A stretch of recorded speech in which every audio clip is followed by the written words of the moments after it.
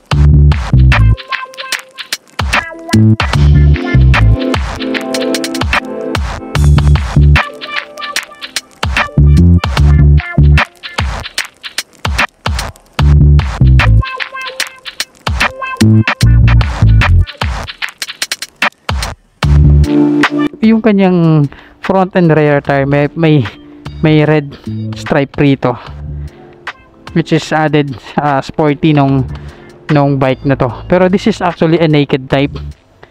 So ganda ng handlebar. Ayan, so may CF Moto na printed rito sa kanyang handlebar sa gitna. Okay, so subukan nating upuan si 450 NK ng CF Moto. So hindi ko alam kung ano yung shape ng side mirror nito, walang nakakabit. So seat height nga pala nito is 795mm. So sakto lang to sa ating mga nasa 5'6" height. So kaya naman, kahit 5'4" kaya na to, hindi siya ganun kataas. Same lang siya ng taas sa ating Dominar 400 halos. So instrumental panel is maliit na rectangular shape na TFT display na to according sa internet na nabasa natin. And ito yung handlebar. Lambot ng clutch guys. Ayan o, yung aking ring finger kaya siya sa lambot. Handlebar, so okay to. Pwede ka maglagay rito ng bar and side mirror. So sa left portion is dito yung kanya navigator. So actually ano na rin to, smartphone connectivity. So meron siyang navigator button dito. So back and turn, up and down, signal lights and horn. Sa right portion is dito yung kill switch. Yung start, I think andito binababa to or pinipindot lang. Okay, so yun. And fluid reservoir for brake fluid. Lambot ng clutch sobra. So guys, weight nito is around ano lang to, 165 kilograms. So ang gaan. So para siyang Ninja 400 or yung Z400 ng Kawasaki. Gaan sobra.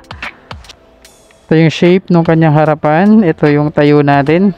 So medyo tingkayad ako ng konti, pero so, since tayo ay ano lang 5 5'6" in height. Ayan, so medyo tingkayad tayo pero goods na to para sa atin.